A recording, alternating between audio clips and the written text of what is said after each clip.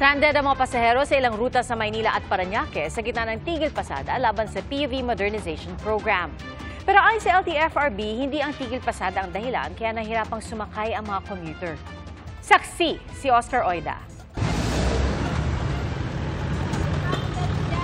Stranded ang mga pasahero sa lungsod ng Parañaque kanina, kasunod ng tigil pasada roon ng grupong Manibela.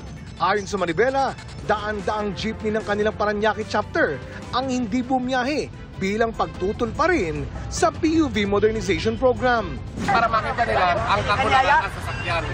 Kawawa ang mga commuters. Kita nyo naman dito ang mga pasahero tambak. Apektado rin ang nasa 200 pasahero sa nagtahan sa Maynila alas 8 pa lang ng umaga. Dahil din sa hindi pagbiyahe ng mga miyembro ng Paco Rotonda nagtahan Santa Mesa Jeepney Operator and Drivers Association. Agad naman nagpadala ng mga rescue vehicle sa lugar ang Manila LGU para maisakay ang mga apektadong pasahero. Pahirapan ding makasakay sa gitna ng tirik na araw ang mga pasahero sa Caruncho Avenue sa Pasig. Mahirap po ngayon. Kukunti lang yung nagmamasada. Tapos hindi pa yung ibang jeep, hindi pa nagpapasakay. Bukod sa kabi-kabilang tigil pasada,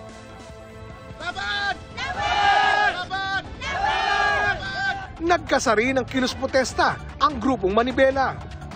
Patunay raw ito ayon sa Manibela na hindi sasapat ang ayon sa LTFRB ay nasa 80% ng nakonsolidate na mga pampasaherong jeep. Ganito po, araw-araw ang makikita nating sakripisyo nila na hirap pong sumakay na ayaw din po nating mangyari. Kaya namin ito ginagawa sa ngayon para makita ng gobyerno na itong araw na to, kapag hindi ho kami pinayagan talaga na ma-extend pa, araw-araw po kalbaryo ang dadanasin ng ating mga kababayang mananakay. Ayon sa LTFRB, kung may lugar mang naging pahirapan ang paghahanap ng masasakyan, hindi raw ito bunsod ng tigil pasada. Yung mga hindi na bumiyahe doon, hindi na po lumabas at nagpasada dahil po hindi ko sila sumama sa consolidation. Hindi po dahil sa tigil pasada. Yan po yung mga short distance routes na hindi kaagad na-anticipate ng LTFRB, nakakapusin po yung mga jeep. So immediately this afternoon, nag-dispatch na po kami ng mga rescue jeeps on those areas. Para sa GMA Integrated News, Oscar Oida ang inyong saksi! Mga kapuso, sama-sama tayong maging saksi.